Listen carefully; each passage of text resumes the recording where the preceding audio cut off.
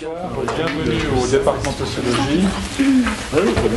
Je vois une nouvelle fois qu'avec ce forum qui rencontre un certain intérêt dans et hors de l'université, le public se renouvelle selon les thèmes, et je trouve que c'est un certain bonheur, c'est-à-dire qu'on voit qu'on a eu assez raison d'avoir des entrées différentes sur ce thème « À quoi servent les artistes ?» qui nous occupe depuis le début du semestre et qui nous occupera encore mercredi prochain avec la conférence de notre collègue Dario Gamboni, qui est professeur d'histoire de l'art ici.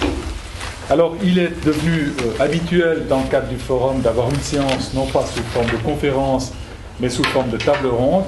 Et il nous avait semblé, à Guy Foldazy et moi-même, que cette table ronde pouvait porter sur la question de la danse, pouvait porter, on a appelé ça profession danseur.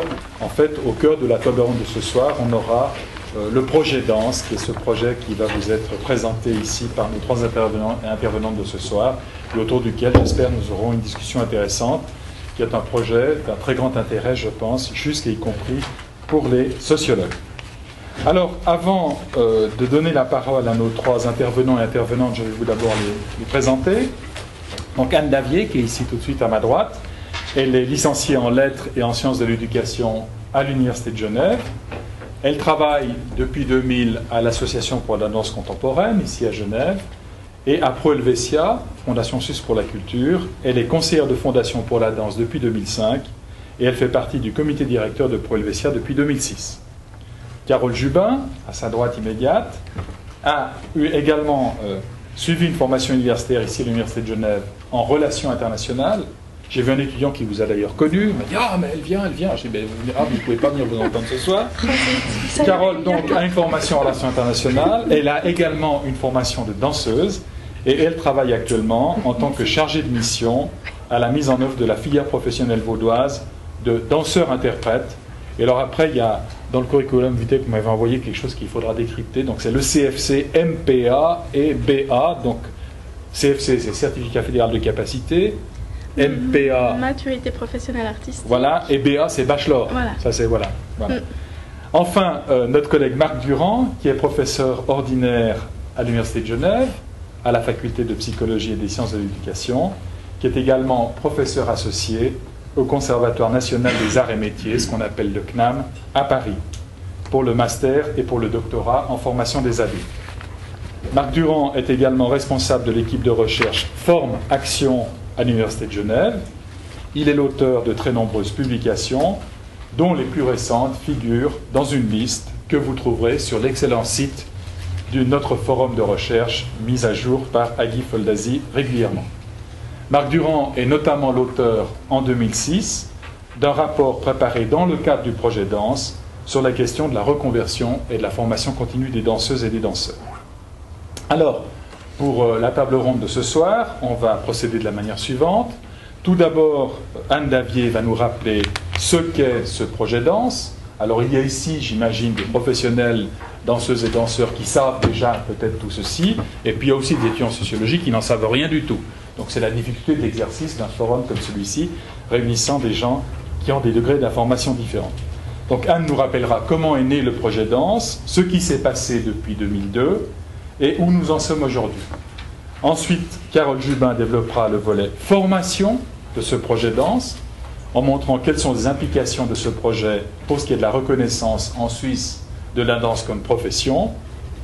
Ensuite, Marc Durand interviendra sur la question de la reconversion des danseuses et des danseurs dans ce pays.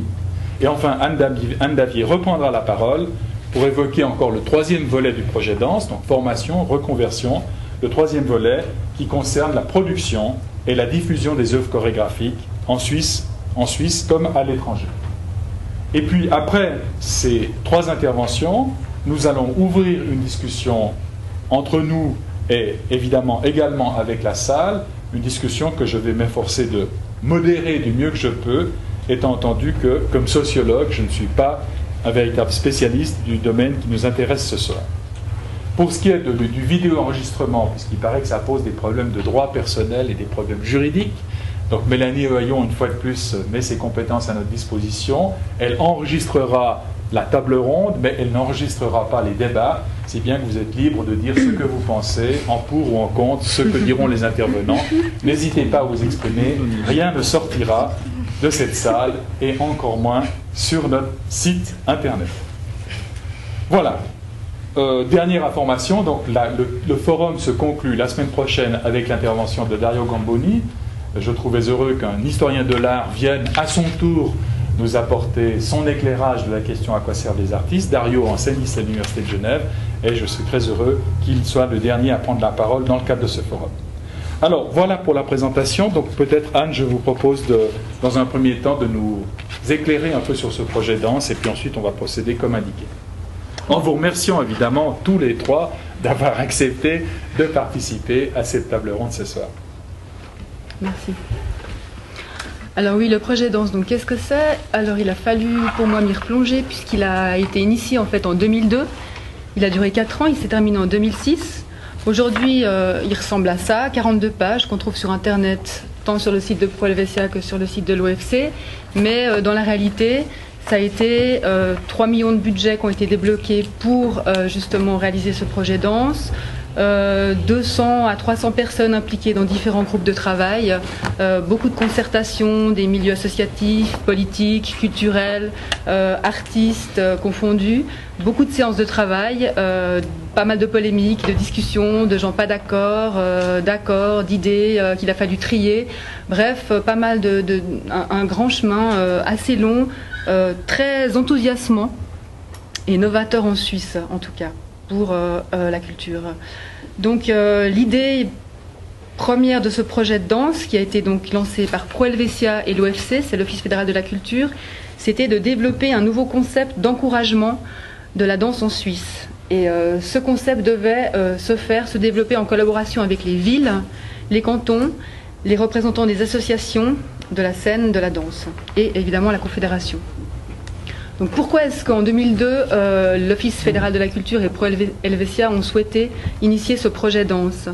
En fait, les personnes qui travaillaient à l'époque dans les départements danse de l'OFC, c'était Andrew Holland, et à Pro Helvetia, c'était Muriel Perita, ont fait le constat amer, avec d'ailleurs des artistes de la scène suisse, que la profession de la danse n'est pas une profession reconnue.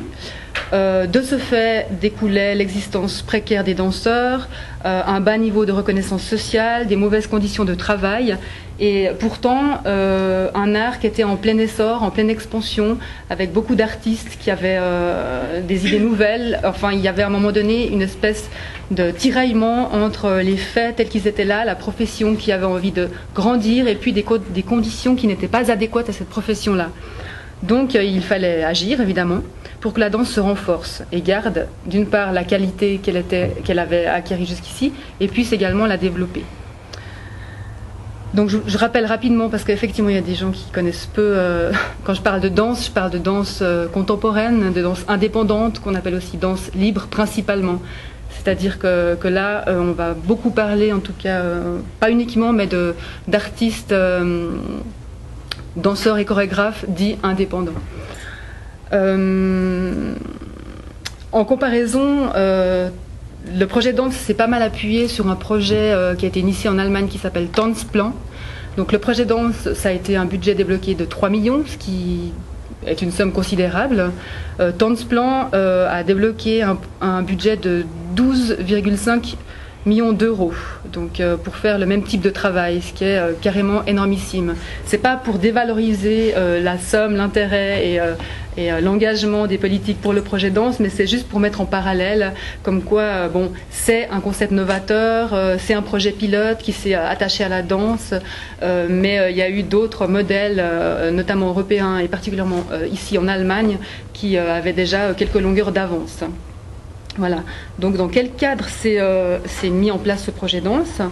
Alors d'une part, il faut rappeler qu'en 2002, les milieux culturels, la danse comme le théâtre et d'autres disciplines artistiques, étaient dans l'enthousiasme de la loi qui était en pleine fermentation, donc la LEC, la loi d'encouragement à la culture, et c'était le moment en fait de rebondir sur cette émulation autour de la culture qui se discutait à un niveau fédéral, au niveau de la Constitution.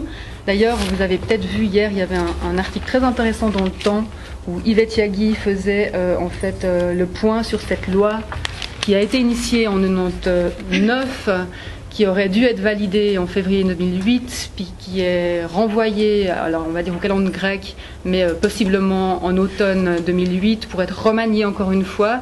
Donc elle disait dans cet article paru hier dans Le Temps qu'il faudrait environ 12 ans pour que cette loi puisse connaître une application. Alors là encore, ça paraît énorme, 12 ans. En l'occurrence, il arrive souvent que les lois mettent plus de 20 ans pour pouvoir trouver leur application un jour.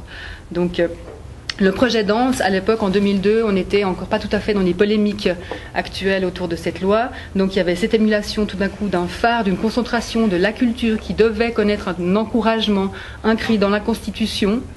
Il y avait également Pro Helvetia qui avait décidé de mettre l'accent, ça s'appelle un Schwerpunkt à Pro Helvetia, un point fort, sur 4 ans sur la danse. Donc mettre l'accent, ça veut dire évidemment débloquer de l'argent pour se concentrer sur la danse, développer la danse, des nouveaux systèmes d'encouragement, des nouveaux moyens, etc. et tout ça. Et puis il y avait aussi surtout la facilité pour la danse, art jeune, art désargenté en regard d'autres disciplines artistiques, de se proposer dans le cadre du projet Danse comme un projet pilote, dans le sens où comme peu de choses avaient été développées jusqu'à maintenant, qu'il n'y avait pas cette reconnaissance, qu'il n'y avait pas de formation, que la diffusion était difficile, que les moyens alloués à la danse financiers étaient encore très précaires, qu'on disait que la danse est, on dit encore d'ailleurs que la danse est l'art pauvre de toutes les disciplines artistiques. Être un projet pilote, quelque part, permet de prendre des risques, de développer des concepts nouveaux, et c'est plus facile de le faire, c'était plus facile de le faire à cette époque-là avec la danse plutôt qu'avec la musique, qui est une grande institution genevoise mais également suisse, où on a plus de peine à faire bouger certains concepts déjà bien établis. Donc ce projet pilote a servi à définir finalement des régimes globaux d'encouragement qui, maintenant que c'est terminé, servent d'ailleurs de modèle à d'autres disciplines artistiques. Ainsi, le théâtre, très récemment, s'est lancé dans un projet théâtre. Ça ne va pas s'appeler comme ça parce qu'il n'a pas tout à fait la même configuration que le projet Danse, mais s'est rendu compte en fait du bénéfice de passer 4 ans et de réfléchir en concertation avec tous ces milieux sur un encouragement de cette discipline-là. Voilà pour le projet global du projet Danse. Après, son organisation. Alors, j'ai envie de dire aujourd'hui, parce que ce terme est assez à la mode, que c'est presque un exemple de gouvernance. Bon, la gouvernance, c'est vrai qu'on l'entend beaucoup dans toutes les sauces. Là, en le relisant récemment, je me suis rendu compte que finalement, effectivement, il y a une concertation des milieux politiques, des villes, des cantons, de la Confédération, des associations, des acteurs culturels, etc. Tout ça, avec beaucoup de groupes de discussion, de consultation des projets en cours. Donc là, effectivement, dans le cadre du projet Danse, on peut dire qu'il y avait une sorte de modèle de gouvernance qui s'est mis en place et qui s'est heureusement mis en place. On a commencé d'abord, quand on a initié ce projet, à faire une radiographie et une analyse de la situation de la danse, une sorte d'état des lieux. Alors, pour vous donner juste un aperçu de la progression en fait de cet art, sur Genève, la danse a 23-25 ans, la danse contemporaine a 23-25 ans. La pionnière, c'est Noémie Lapsesson, en l'occurrence c'est Noémie Lapsesson. À l'époque, elle avait fait une demande de subvention. La ville avait reçu, il y a donc 25 ans environ, 3 demandes de subvention pour des créations chorégraphiques. Elle avait répondu à ces 3 demandes-là.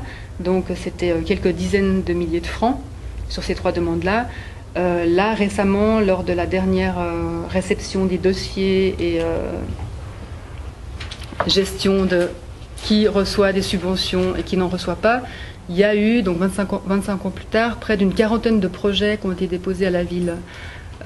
Donc voilà, c'est pour vous signifier en fait la formidable expansion de la danse contemporaine à Genève, mais également en Suisse ces 20 dernières années. Donc on a radiographié, on a analysé la situation de la danse actuelle, et puis on a mis ça en parallèle évidemment avec les moyens financiers et les outils, les systèmes d'encouragement mis en place, pour voir à quel point on va dire, le bas blessait. En plus de cette radiographie, donc on a travaillé sur des concepts, on a formé des groupes de travail. Il y a eu des chefs de projet, il y a eu des groupes de pilotage, il y a eu des instances associatives, il y a toute une liste de noms.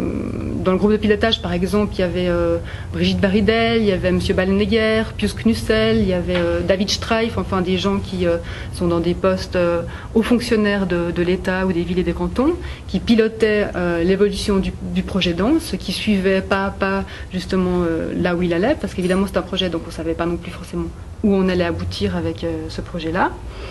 Très rapidement, l'objet central de ce projet a été la carrière professionnelle du danseur chorégraphe, envisagée dans toutes les étapes de son développement. C'est-à-dire qu'on part de la formation du danseur, de la formation précoce du danseur, en passant par la création d'œuvres chorégraphiques, la diffusion de ces œuvres chorégraphiques, et puis en terminant ce parcours, donc là je vous le fais très rapidement, en terminant ce parcours avec la reconversion du danseur.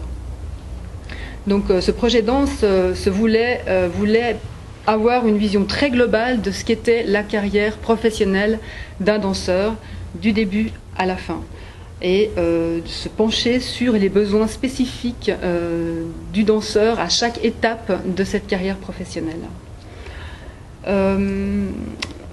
Monsieur Ducret a dit tout à l'heure, Monsieur Ducret, oui, qu'il y avait...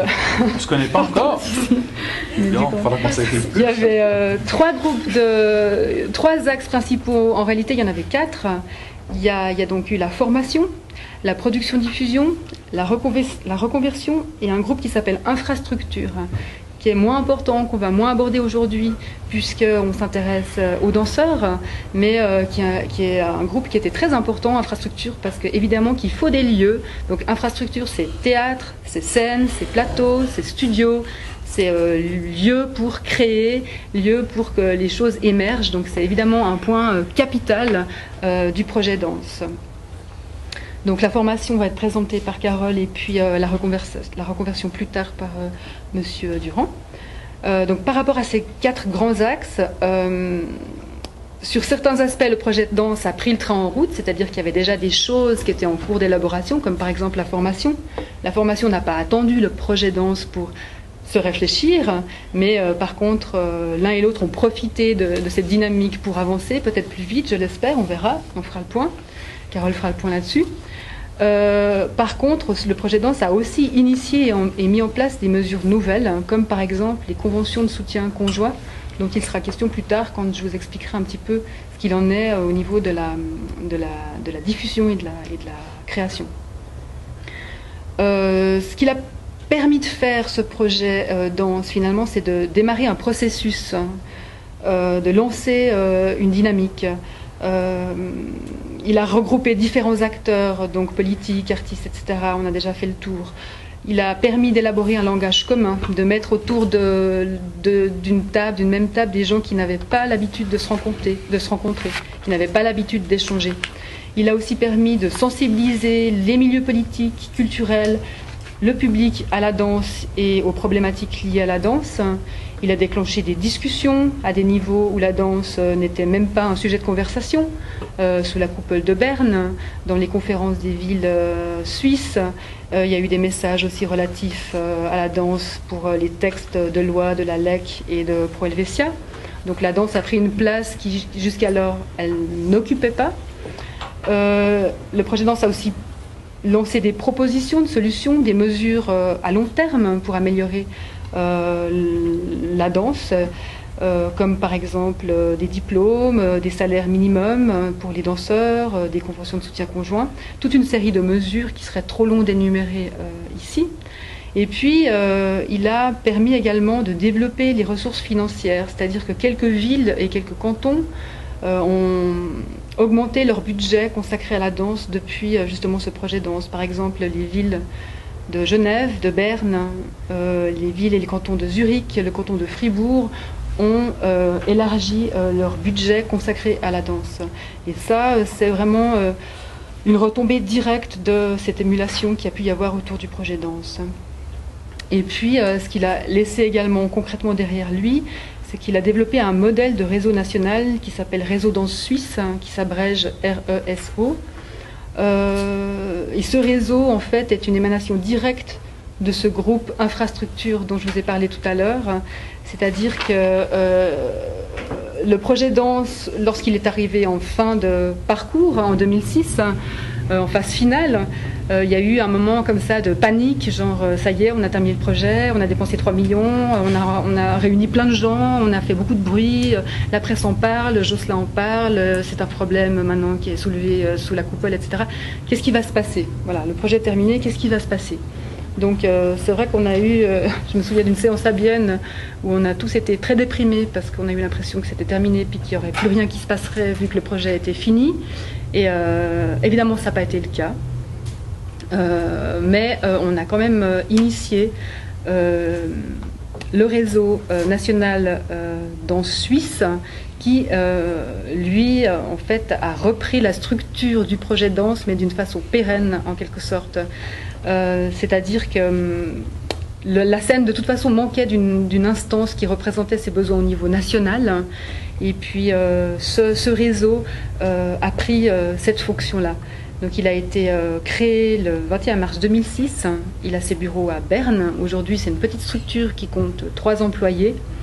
Il se définit comme un centre de compétences, il est encore assez fragile, il est encore dans une phase un peu lui aussi pilote. En gros, il coordonne les informations au niveau suisse relatives à la danse, il initie des projets qui sont d'intérêt national. Il est composé de structures qui sont actives professionnellement en Suisse dans le domaine de la danse, comme par exemple des structures de programmation, des lieux de formation, les centres de documentation et d'archives de la danse en Suisse. Il initie des projets de sensibilisation. Il soigne des contacts avec les médias, les bailleurs de fonds. Il a un fichier d'adresse. Il relaie un certain nombre d'informations. Il rediffuse cette information sur le réseau. Donc aujourd'hui, ce réseau, en fait, économiquement, il tient grâce au soutien de l'OFC, de Pro Helvetia et des villes et des cantons. Il reçoit plus ou moins 520 550 000 francs par année dans cette phase de transition, mais il doit, dans un court terme, trouver son propre financement.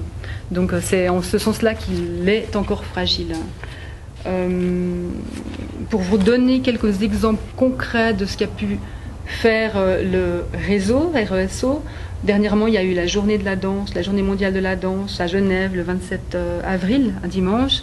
Donc ça c'est un projet qui est coordonné et qui est initié par Réseau et qui couvre toute la Suisse, qui est un projet de sensibilisation où toute la journée les cours, les classes sont ouvertes aux amateurs ou aux gens qui ont envie de suivre différents cours de danse avec un bal qui clôture la journée. Donc ça, c'est clairement une action de sensibilisation du réseau national de la danse.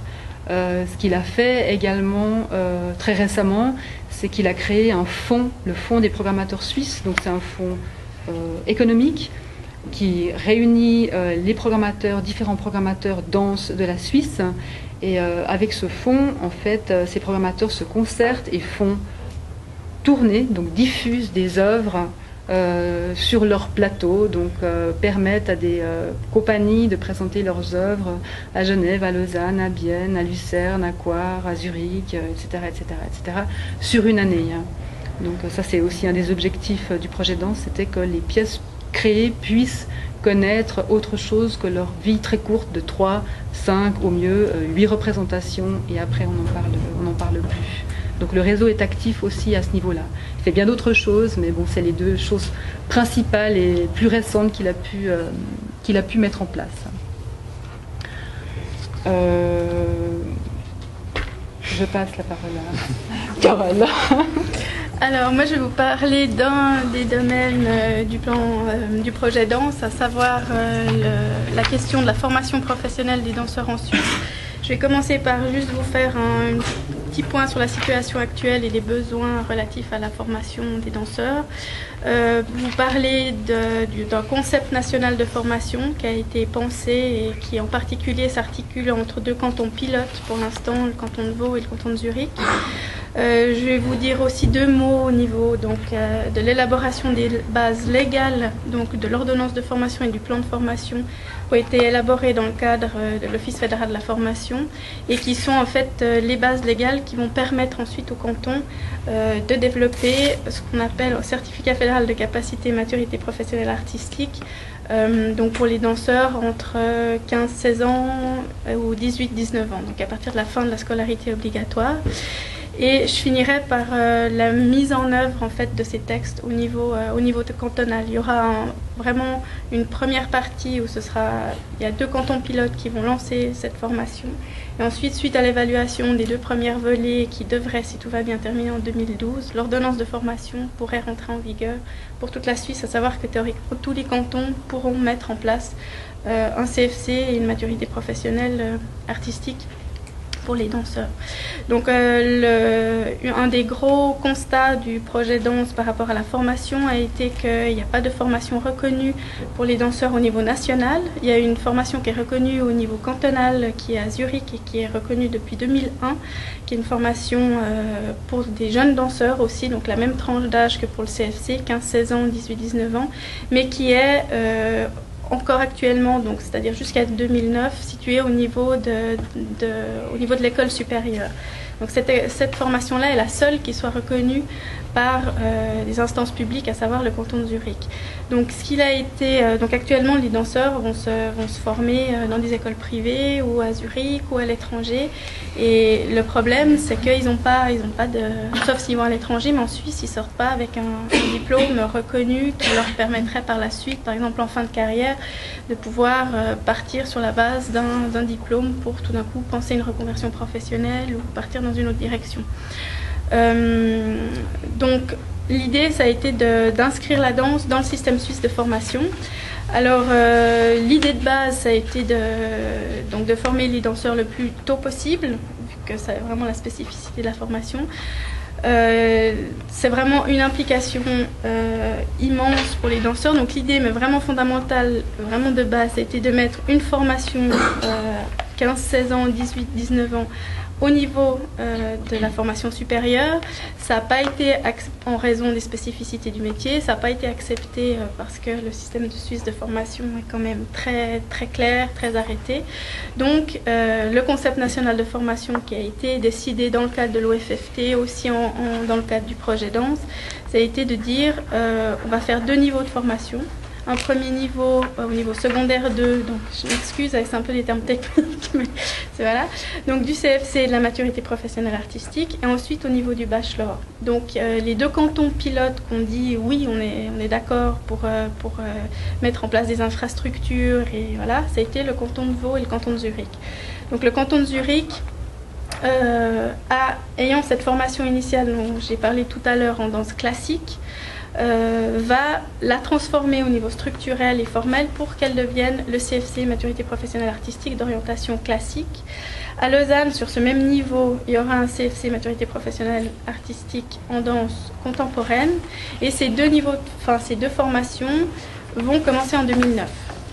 Ensuite, au niveau de la formation supérieure et des bachelors, à Zurich, il y aura un bachelor en danse contemporaine qui va ouvrir en 2009 aussi. Donc Zurich démarre des formations en 2009. Et à Lausanne, où la formation a été pensée en danse contemporaine d'une façon organique et continue entre les 2 niveaux de formation, en 2012, normalement, on devrait ouvrir un bachelor en danse contemporaine, à Lausanne aussi, en tout cas sur le canton de Vaud. Donc voilà, à peu près, je ne sais pas si le schéma est clair, je ne l'ai pas pris sous acétate, mais c'est un petit peu les deux cantons et puis 2 niveaux de formation. Donc ce concept national de formation a été vraiment pensé dans un souci de complémentarité entre les deux filières de formation, et puis aussi en fonction des spécificités régionales, la danse contemporaine étant très développée en Suisse romande et la formation classique étant déjà en place à Zurich. Donc voilà. Sinon, au niveau beaucoup plus technique et des bases légales et de l'ordonnance de formation, il y a, dans le cadre de l'Office fédéral de la formation et de la technologie, une commission professionnelle qui réunissait des pédagogues, des représentants des associations professionnelles, qui ont élaboré un plan de formation sur la base duquel a été développer une ordonnance de formation. Donc le plan de formation, on a dû suivre une méthodologie vraiment très claire. Donc ça a été de dessiner, de prendre toutes les situations professionnelles que rencontraient les danseurs dans leur carrière, quelle que soit l'orientation, classique ou contemporain, et de voir ensuite par rapport à toutes ces situations professionnelles quelles étaient les ressources nécessaires pour eux pour pouvoir répondre à ces situations professionnelles. Donc les deux filières, donc le plan et l'ordonnance de formation ont été soumis à consultation au milieu professionnel, plus ou moins directement par l'intermédiaire des membres de la commission et puis par différents entretiens. Et surtout, le 30 juin 2007 a eu lieu un groupe de réflexion où vraiment là on a soumis l'ordonnance et le plan de formation aux personnes présentes pour voir s'ils se reconnaissaient ou pas dans ce plan de formation, dans ces situations professionnelles.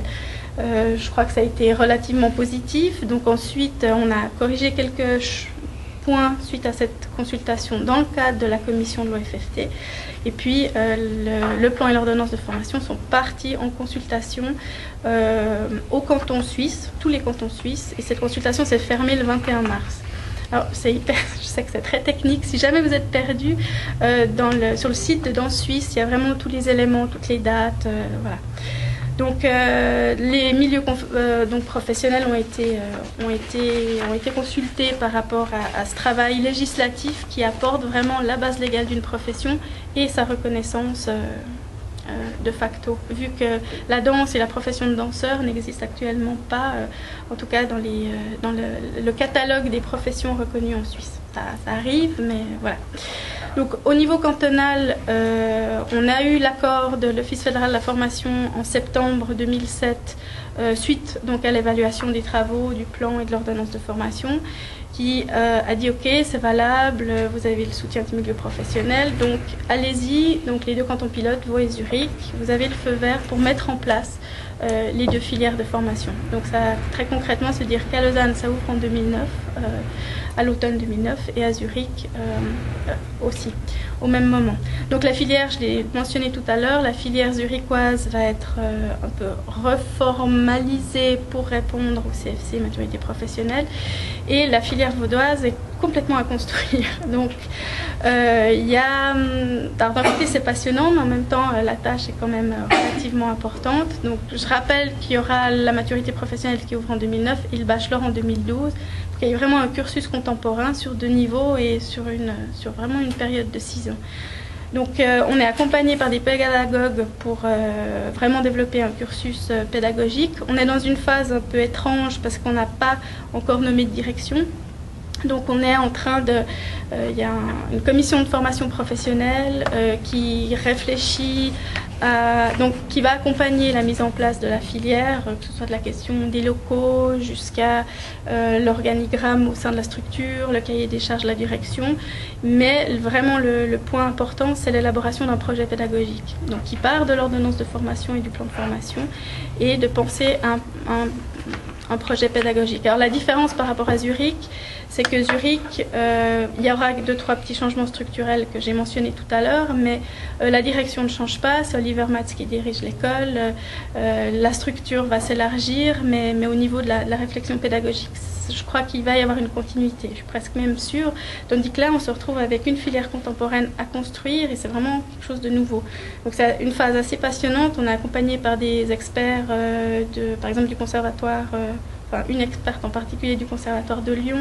On va voir un petit peu les différentes écoles, parce que c'est clair que par rapport à nos voisins français ou allemands, on a énormément de retard parce qu'on n'a pas de formation qui existe. Donc pour voir un petit peu, pour avoir un petit peu déjà un cadre européen et puis des retours. Donc on a commencé ça, on a eu la 2e commission la semaine dernière, donc voilà.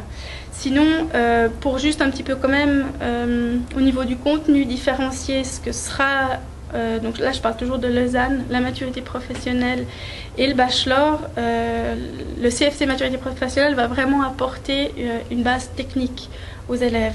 C'est vraiment, on va mettre l'accent là-dessus, et le bachelor sera beaucoup plus orienté vers la recherche. Il y aura toujours effectivement bon, ça c'est encore des hypothèses, comme il n'y en a pas de direction, mais c'est dans les réflexions et dans ce qui se fait un petit peu à l'étranger et dans les hypothèses de travail qui sont présentées. Pour l'instant, il y aurait cette direction qui serait prise et que le bachelor, il y aura donc peut-être un petit peu plus d'orientation vers la recherche, vers la chorégraphie, vers la pédagogie. Ça reste, bon, c'est 2012, hein, c'est bientôt là, mais on aura encore le temps d'y penser un peu.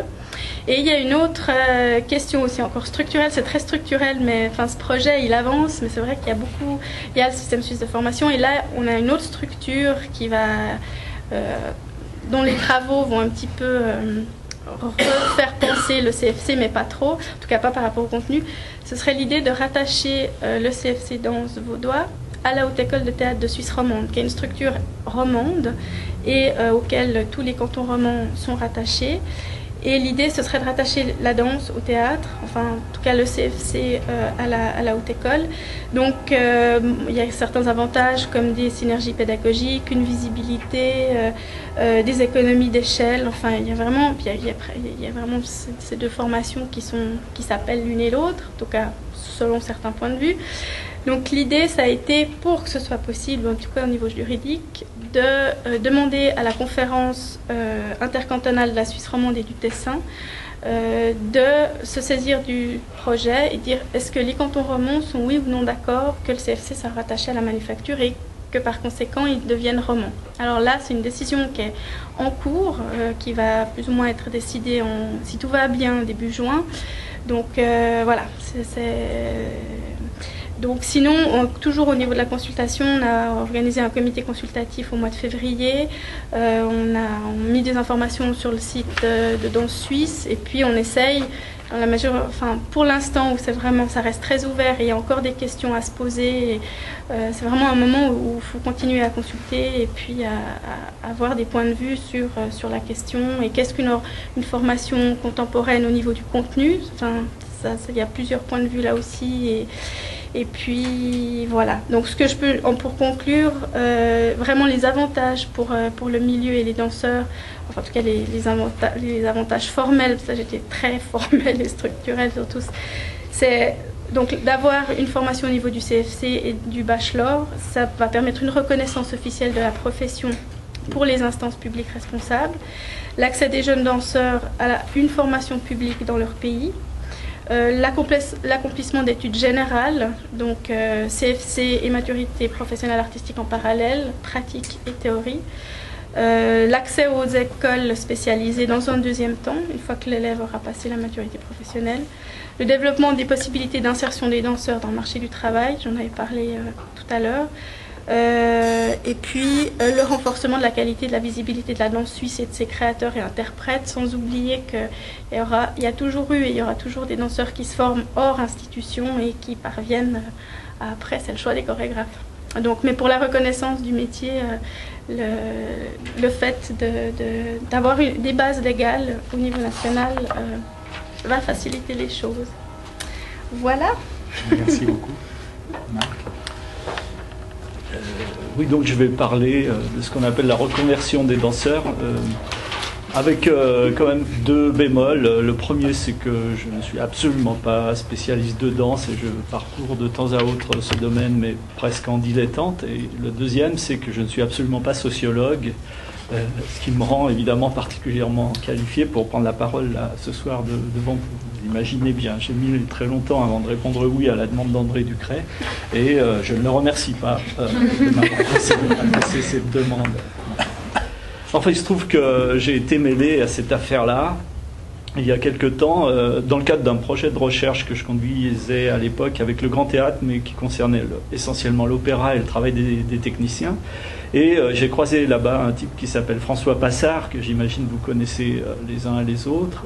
Et on ne peut pas croiser François Passard sans qu'il vous pose la question, mais qu'est-ce que tu peux me dire sur la reconversion des danseurs?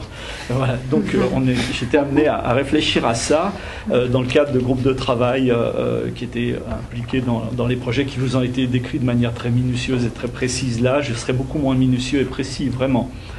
Non pas parce que je ne le souhaite pas, mais parce que je ne le pourrais pas. Alors, moi, mon activité ici à l'université, c'est la formation des adultes, et particulièrement l'articulation entre la formation des adultes et le travail, l'activité laborieuse. On a déjà parlé de de la danse comme profession et comme métier, je vais en parler un petit peu comme travail, hein, de ce point de vue-là, et particulièrement à ce moment d'une rupture qui m'a semblé très intéressante, presque d'un point de vue cynique d'une certaine manière. Hein. C'est un moment où il y a beaucoup de souffrance et c'est toujours très intéressant d'observer souffrir les autres. Voilà. Donc je me suis intéressé à cette rupture biographique là pour plusieurs raisons, parce que c'est une période souvent difficile. Au bout de 15 ans d'activité professionnelle, plus ou moins régulière de danseurs ou de danseuses, on se retrouve à la retraite de cette première activité professionnelle, avec pas toujours une formation initiale très, très avancée, pas toujours de formation professionnelle, et puis en très peu de temps, il faut trouver un époux, une épouse, faire un enfant, trouver une profession, s'insérer dans la vie. Enfin, c'est très, très dense et très complexe ce moment-là. Et c'est totalement prévisible, hein, on sait que ça va s'arrêter un jour, et puis c'est presque toujours jamais anticipé, si j'ose le dire ainsi. En tout cas, mal préparé pour l'instant. Voilà, et donc c'est pour cette raison-là, ça m'a particulièrement intéressé, et puis ça a été l'occasion de mener une petite enquête qui a fait l'objet d'un rapport qu'André Ducret mentionnait tout à l'heure, parce que j'avais l'impression, j'ai toujours cette conviction maintenant, que ce moment-là de la transition ou de la fin de carrière d'un danseur ou de la reconversion réalise une sorte de préparation sociale. Comme il y a des préparations en biologie, il y aurait une sorte de préparation sociologique. Là, je ne sais pas si la formule fait sauter les sociologues, mais parce que ça condense des traits de notre société, notamment par rapport au travail et à la formation des adultes, que je trouve extrêmement important d'analyser quand on se préoccupe de formation des adultes à l'université. Alors je vais rapidement, hein, 2 mots sur l'évolution du travail et l'évolution du travail et de la formation par rapport au travail. Le travail actuellement, de manière très générale, hein, se caractérise par un développement de l'intermittence plus ou moins officiel, avec des demandes de flexibilité, voire d'hyperflexibilité, ce qu'on retrouve évidemment chez les danseurs. Ça a déjà été évoqué par les 2 personnes qui ont parlé avant moi. L'idée que les individus ont à se doter de portefeuilles de compétences variés, ouverts, pour faire face à un monde social qui est de plus en plus dynamique et complexe. Vous savez, j'imagine qu'on change d'emploi dans certaines zones de la planète tous les 2 ans, et on change même parfois de travail avec une fréquence incroyable, en tout cas non anticipée. Le travail s'organise de plus en plus selon en termes de projets limites, hein, qui regroupent pendant un temps très très limité, sur un projet ambitieux, des professionnels qui viennent de métiers différents et qui doivent apprendre très vite à travailler ensemble sur des problématiques qu'ils ne connaissent pas toujours, avec une surexposition et une injonction de subjectivité très très grande. On doit mettre de soi dans son travail, ce qui évidemment expose beaucoup, surtout quand, comme c'est le cas pour la danse, il y a une évaluation sociale extrêmement sévère. Il suffit de lire les articles de presse le lendemain. Enfin, vous connaissez ça, hein. Avec des critères qui ne sont pas toujours très explicites, enfin il me semble. Nous, en recherche, c'est très clair, hein. Mais s'agissant de l'évaluation des pratiques artistiques, ça me paraît beaucoup moins clair, et avec des critères aussi qui me semblent ambigus, enfin discutables, pas très explicités, mais aussi avec ce que je perçois comme étant un décalage très très grand entre des différences de compétences parfois minimes, en tout cas pour moi qui m'apparaissent très peu, et des effets de notoriété, de reconnaissance qui sont incommensurables.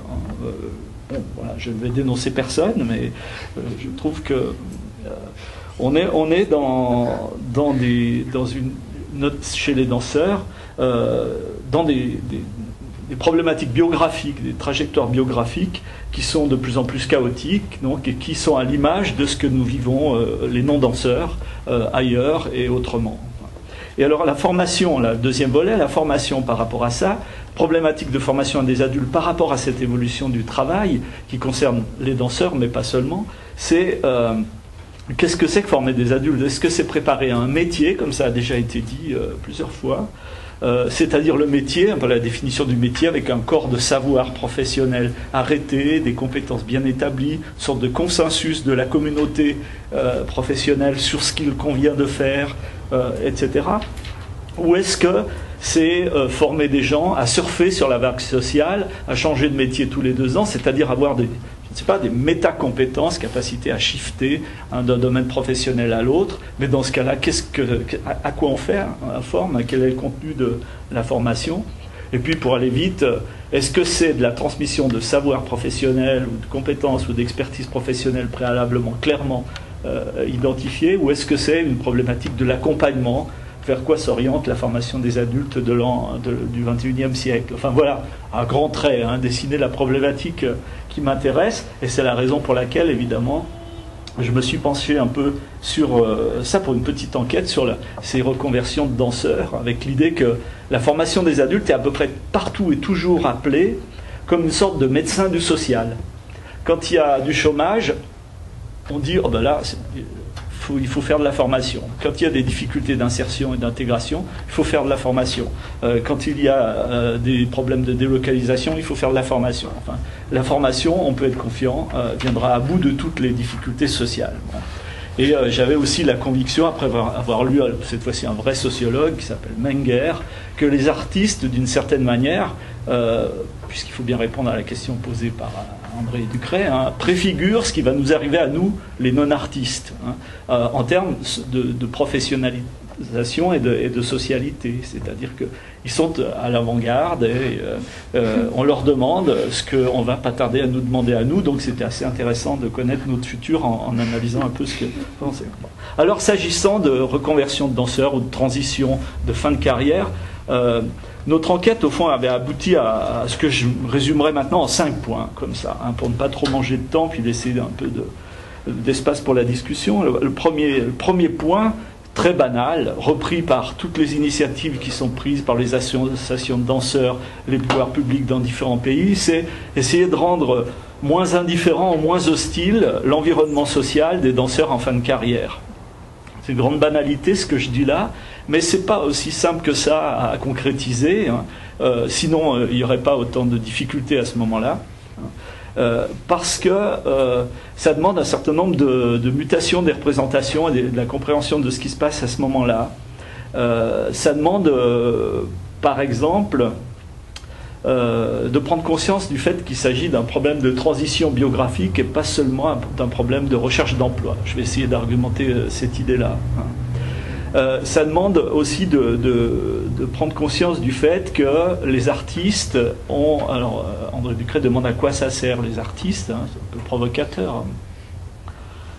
Pendant une période, je me suis dit, je vais lui répondre comme répondait Jankélévitch, Vladimir Jankélévitch, quand on lui demandait à quoi, qui était philosophe, quand on lui demandait à quoi sert la philosophie.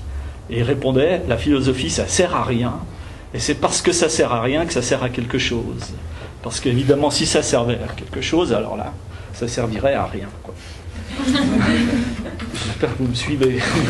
Et donc prendre conscience, je pense, ou en tout cas s'interroger sur la fonction sociale de l'artiste et des danseurs notamment, mais aussi des artistes en général, ce à quoi contribuent, je pense, les associations de danseurs et d'anciens danseurs. Mais il me semble qu'il y a dans ce premier point-là un intérêt à se débarrasser, ou en tout cas à compléter une conception qui est envahissante à mes yeux. C'est une conception utilitariste de l'artiste et de la fin de carrière de l'artiste. C'est-à-dire que, participant à quelques commissions à Berne sur la manière dont on pouvait financer ses fins de carrière, trouver des sous pour, etc., et un des arguments massus qui était employé, ça consistait à dire il faut accompagner les fins de carrière de danseurs parce que ça nous coûterait moins cher que si on ne les accompagnait pas, vous voyez, en termes de lutte contre l'alcoolisme, etc. Bon. Vous voyez ce que je veux dire? Il y a une vision un peu de comptable, un peu, je trouve, dans cette approche-là, qui est très importante, évidemment, quand on veut mettre en place une politique d'aide en général ou d'accompagnement, c'est extrêmement important. Il ne s'agit pas de rêver ou de raisonner hors sol, comme ça. Mais en même temps, je pense qu'on pourrait aussi envisager, par exemple cette question de reconversion des artistes comme l'action d'une société qui serait en dette par rapport à un don qui aurait pu être fait par les artistes de leurs compétences, de leur activité artistique pendant la première partie de leur carrière. Et au fond, c'est pas les artistes qui seraient en dette, mais plutôt les spectateurs ou les gens comme moi qui vont de temps en temps à des spectacles, qui seraient au fond dans une relation de dette et qui auraient à rendre quelque chose qui a été préalablement donné sans compter. Vous voyez. Alors bon, je ne vais pas développer trop ça, c'est probablement un peu spéculatif, mais il me semble qu'il y a une vision qui est un petit peu trop utilitariste et individualiste de la part des responsables, des personnes qui prennent en charge ces accompagnements de carrière. C'était le premier point, donc changer un peu l'image qu'on peut avoir de cette affaire-là. Deuxième point, j'ai eu assez vite la conviction dans cette enquête que tout ce qui est mis en place, et qui n'est pas rien, évidemment, qui est mis en place pour aider, accompagner, ça tombe toujours un petit peu à côté. Il s'agit des danseurs qui essayent d'obtenir, dans le cadre de l'AI, une aide pour se faire une formation en insistant sur le caractère d'invalidité, vous voyez, à la limite de la tricherie, souvent accompagné par François Passard. On enregistre là. Et voilà, on a aussi de l'assurance chômage, mais c'est pas des chômeurs, c'est pas exactement des chômeurs, c'est pas exactement ça qui convient. Et puis on a de la formation continue, mais c'est pas de la formation continue exactement. Vous voyez, j'ai l'impression qu'il y a une période des biographies, la biographie des danseurs, mais aussi des biographies des non-danseurs, des non-artistes, qui est mal pensée, qui est mal comprise, et pour laquelle il n'existe pas encore, à ma connaissance en tout cas, de solutions administratives, institutionnelles totalement adéquates, quoi. Voilà, ça c'était le deuxième point. Le troisième, c'est... je disais tout à l'heure que c'était parfaitement prévisible qu'un jour on allait vieillir les uns et les autres, et qu'on sauterait moins haut, serait moins souple, moins résistant, moins endurant, et que donc allait venir le moment où il faut s'arrêter. Et en même temps, les entretiens qu'on a pu avoir avec des danseurs qui avaient terminé leur carrière montraient que très peu d'entre eux avaient anticipé ce moment-là, s'y étaient préparés. Soit par une sorte de dénégation, je ne sais pas, pas rentrer dans une analyse des mécanismes psychologiques de cette affaire-là, mais aussi parce qu'ils n'y étaient pas incités tellement, et notamment certains chorégraphes, au contraire, essayaient de ne pas les mettre en situation de penser à ce qui va arriver après. Pas tous, évidemment, mais je veux dire, il y a une sorte d'événement qui se produit, la fin de carrière, qui est totalement prévisible et qui est presque jamais anticipée. Voilà ce que je voulais dire. Ça se produit pas seulement chez les danseurs, ça se produit aussi chez des sportifs de haut niveau. C'est un domaine que je connais un petit peu mieux pour avoir fait des recherches un peu plus longtemps dans ce domaine-là. Et certains pays, comme la France, à l'Institut national des sports, ont mis en place un dispositif qui s'appelle le dispositif du double projet, et qui consiste à intervenir dès le moment de la carrière du sportif pour essayer, non pas de les détourner de leur projet sportif qui est envahissant, qui structure leur vie, les échanges avec leurs relations, mais pour l'accompagner par un deuxième projet qui est dans une sorte de mineur au début de la carrière et qui petit à petit prend du poids et de l'importance. Et j'anticipe un peu sur les réactions des chorégraphes. On peut montrer que cette démarche de double projet, qui est assez structurée mais en même temps souple, n'est pas incompatible avec un très haut niveau de prestation et de performance chez les sportifs. Et je ne pense pas qu'on puisse argumenter le fait que si on se lance dans cette idée d'un double projet, on met en péril le niveau de prestation des artistes. Enfin, bon. Et alors, cette idée qu'on pourrait faire en sorte que le danseur en fin de carrière, on a pas mal travaillé avec une danseuse qui était dans cette situation-là il y a 2 ans, ne soit pas comme l'étranger de Schutz qui arrive dans un pays dont il ne comprend pas bien les règles, ou un revenant qui revient du front et puis qui ne reconnaît pas la famille, qui ne le reconnaît pas, et cette situation qui est quand même assez particulière. C'était le 3e point.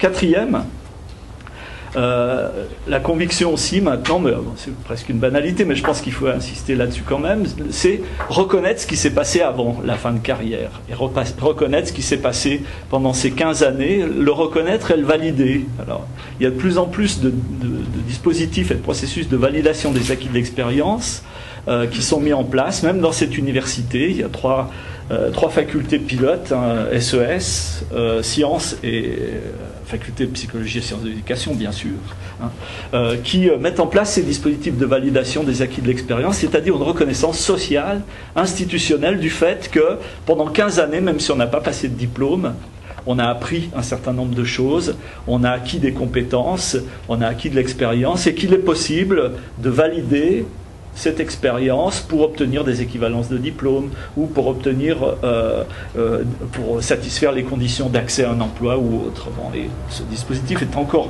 relativement embryonnaire puisque ce sont des expériences pilotes qui sont conduites dans ces trois facultés. Elles sont conduites pas seulement dans des facultés, hein, aussi dans des entreprises ou dans des institutions autres. Mais je pense que de ce point de vue-là, il y a un travail probablement de lobbying aussi auprès des politiques et des décideurs de tous ordres à mener sur cette affaire-là, enfin en termes de validation des acquis de l'expérience, avec l'idée qui est assez souvent ressassée, répétée, que les danseurs ont acquis des compétences à s'organiser, à travailler de manière opiniâtre, à poursuivre un projet à long terme, à travailler collectivement, etc. Enfin, je crois que c'est vrai, en plus. Ça. Mais en même temps, et c'est mon 5e point, puis j'arrêterai après ça, je pense qu'il y aurait aussi un intérêt, au lieu d'essayer de montrer que les danseurs sont comme les autres et qu'ils peuvent s'insérer, se réintégrer, il y aurait aussi un intérêt à faire reconnaître et à faire valider leurs différences, leurs spécificités. Hein. Faire en sorte que chaque entreprise s'achète un danseur ou une danseuse, au fond, hein, pardon de le dire en ces termes. Mais c'est-à-dire reconnaître, je ne sais pas, ce qu'on pourrait appeler une compétence fictionnelle, par exemple. Vous voyez peut-être pas ce que je veux dire, moi non plus je ne le vois pas très bien, mais c'est-à-dire quelque chose que j'ai, pour les besoins de l'exposé, là j'ai analysé en trois parties. Il y aurait qui serait composée d'une capacité à s'engager, à s'immerger dans une expérience mimétique, c'est-à-dire quand on est consommateur d'art ou producteur, l'idée que des formes sur une sculpture ou des taches de couleur sur un tableau ou une mélodie de mouvement, etc., comme référent, produit des significations et des émotions qui, dans un monde non artistique, ne sont pas en lien avec ces référents-là, mais avec d'autres référents. Hein, cette idée d'accepter de se faire immerger dans un monde mimétique. Hein, voilà. La deuxième capacité, ce serait une capacité à presque l'inverse, et qui va avec, c'est-à-dire à ce qu'un auteur qui s'appelle Schaeffer appelle un partage de feintises ludiques. C'est-à-dire le faire semblant, quoi. On sait bien que le type qui rentre sur scène et qui tire un coup de pistolet au théâtre, il ne tue pas vraiment les autres, mais en même temps, on se fait prendre à une émotion qui est du même ordre ou un petit peu différente de ce qui pourrait se passer si on assistait vraiment à un meurtre. Et ce jeu-là de l'entre-deux, hein, qui demande cette double capacité que Winnicott a parlé à ce propos d'espace transitionnel, hein, enfin, me paraît quelque chose d'assez particulier, très important. Je dirais pourquoi dans une minute, parce que je voudrais en venir à cette troisième capacité qui me paraît constitutive de cette compétence fictionnelle, c'est le fait qu'à partir de ces expériences artistiques, fictionnelles, ludiques aussi, on peut développer des apprentissages qui sont extrêmement utiles pour l'ensemble de la vie en dehors du domaine de la pratique et de la production artistique proprement dite. C'est-à-dire qu'il y a une sorte de paradoxe, c'est le jeu, l'art, la fiction sont à l'origine d'apprentissages spécifiques, mais qui servent en dehors de ces productions-là. Et je crois que, enfin, je le dis de manière, je le concède, tout à fait, pas très claire et un petit peu cafouilleuse, parce que c'est pas très clair dans ma cervelle, mais je pense que ces aspects-là sont à valoriser, à valider, probablement à étudier, à mettre en avant de manière beaucoup plus nette que ça ne l'est par moi, évidemment, mais par la littérature que je connais quand même pas très bien, mais je crois pas qu'il y ait eu beaucoup d'engagement dans ce domaine-là. Voilà. Voilà, en gros, en 4 ou 5 points. Alors, pour une petite conclusion, parce que je crois que je suis au quart d'heure, là. je ne suis pas sûr que l'idée de reconversion professionnelle soit très bien choisie comme étiquetage de ce moment-là. Évidemment, c'est très important qu'il y ait une conversion au plan professionnel, qu'il faut trouver un emploi, qu'il faut accompagner ça. C'est une évidence et je ne le discute évidemment pas. Mais je trouve qu'en même temps, deux choses pour finir. La première, c'est que ce n'est pas seulement un problème de formation professionnelle et de changement de travail, c'est une rupture biographique absolument massive avec un désarroi identitaire, mais aussi des reconstructions identitaires, une reconstruction de socialité et d'inscription dans des groupes sociaux. Et puis le deuxième point, c'est que ce n'est pas toujours catastrophique. C'est des expériences qui peuvent être extrêmement exaltantes, complexes, constructives, et que probablement aussi on aurait peut-être intérêt à pas toujours aborder sous l'angle de, comme j'ai commencé à le faire, hein, de la souffrance, du désarroi et de la difficulté. Voilà. Merci beaucoup. Alors, bon, on a déjà bien des points à discuter sur lesquels j'imagine qu'il y aura des questions. Donc peut-être Anne, vous voulez encore brièvement revenir sur le projet Danse, dire 2 mots. Vous avez esquissé déjà 2-3 choses. Sur... Très rapidement. Oui, c'est moins romanesque que cette intervention. Plus pion culturel, concept, argent et compagnie. Mais juste pour revenir en arrière, bien avant la reconversion, quand l'artiste est dans sa phase alors, de production de pièces chorégraphiques, juste vous dire que les instances subventionnantes soutiennent généralement un projet avant de soutenir un artiste. C'est-à-dire qu'on donne une subvention non pas à un CV, non pas à une biographie, mais à un argumentaire, un projet, un concept. Évidemment que le CV rentre bien sûr en ligne de compte au moment des choix, subventionne-t-on, ne subventionne-t-on pas, mais toujours est-il que c'est le projet qui reste prioritaire d'une manière générale. Donc lorsqu'un artiste propose ou met en place un projet chorégraphique, en moyenne, c'est un travail qui dure entre 4 et 6 mois, mais là vraiment je fais une moyenne parce qu'on peut aussi assister à des travaux qui sont des travaux de longue haleine, de 9 mois, de 1 année. Il y a des choses qui sont plus rapides, qui peuvent durer quelques semaines. On a des pièces de groupe, 10 danseurs, on a des solos, on a des performances, on a des pièces qui durent 4 heures, d'autres qui durent 15 minutes, donc c'est toujours dangereux de généraliser. Mais en moyenne, il faut compter quand même entre 4 à 6 mois de travail de création. Et donc l'artiste, pour vivre en tant qu'artiste et survivre en tant qu'être humain d'un point de vue alimentaire, payer loyer, etc. et tout ça, doit en général est contraint à un rythme assez soutenu de production chorégraphique pour rester en quelque sorte déjà sur l'avant-scène, pour pouvoir vivre en tant qu'artiste et recevoir évidemment l'argent qui lui permet de travailler et de vivre. Donc une des initiatives du projet Danse, c'était un peu de prendre le problème différemment, de soutenir alors non plus un projet mais un artiste, c'est-à-dire de faire confiance en un artiste sur sa capacité de travail créatif, et de le soutenir sur j'allais dire long terme, mais ça reste 3 ans renouvelable, encore une fois 3 ans, donc 6 ans on va dire, à l'aide d'une convention de soutien conjoint qui met ensemble la ville, le canton et la confédération. C'est-à-dire que ces 3 instances-là se concertent. La ville et le canton proposent des compagnies auxquelles elles croient, soit parce qu'elles sont établies et produisent depuis un certain nombre d'années un travail assez permanent, soit parce qu'elles sont, comme on dit, montantes et puis qu'elles sont dans une phase de décrochage ou de décollage à un niveau suprarégional, national, de tournée ou de diffusion. Et ces conventions permettent en quelque sorte de soutenir l'artiste sur 3 ans, bien avant de savoir quel projet il peut ou veut élaborer. Il y a un certain nombre d'obligations, évidemment. On lui demande sur 3 ans de produire 2 œuvres. On lui demande également d'avoir différents lieux de tournée. Il ne s'agit pas de rester 3 ans dans un studio simplement en phase de recherche, même si la recherche est évidemment importante. Mais bon, toujours considérer que la subvention est de l'argent public, donc c'est votre argent, et que cet argent doit retourner au public par une production publique. Voilà.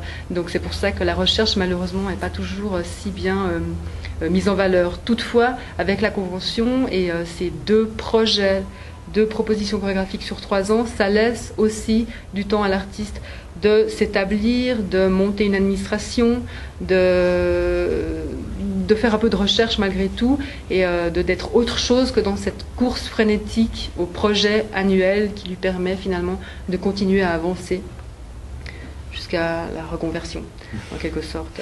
Voilà.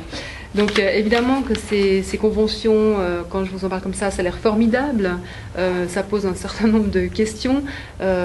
Tout d'abord, il a fallu en quelque sorte compartimenter les compagnies pour voir quel type de compagnie pouvait être soutenu.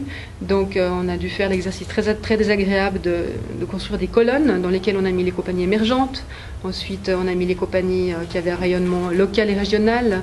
Ensuite suprarégional, ensuite international, et puis à la fin il y a les balais institutionnels ou les compagnies qui sont très établies. Avec tout ça, il y a les compagnies qui sont montantes, donc qui traversent toutes ces colonnes de façon assez rapide.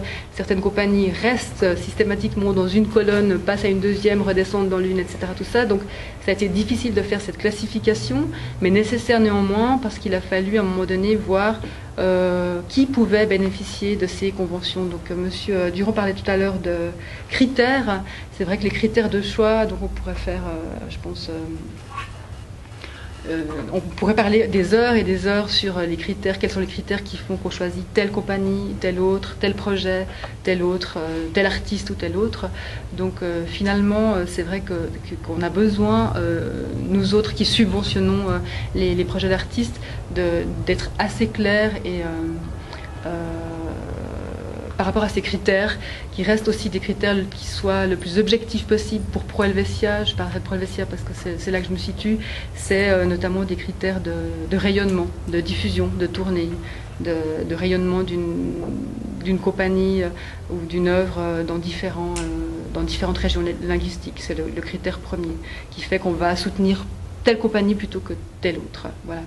Et l'autre question que ça pose, évidemment, c'est que tout d'un coup, on peut sentir, mais là, je pense que c'est les danseurs et les chorégraphes qui sont là pour mieux répondre à ce sentiment que j'ai, une fracture entre ceux qui ont la convention et ceux qui n'en ont pas.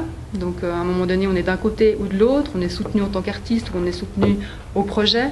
Est-ce qu'il y a vraiment une fracture? Est-ce que ça divise le milieu ou est-ce que ça ne le divise pas? Est-ce que les uns ont l'impression d'être mieux servis et les autres desservis pour servir d'autres? Ça, c'est une question.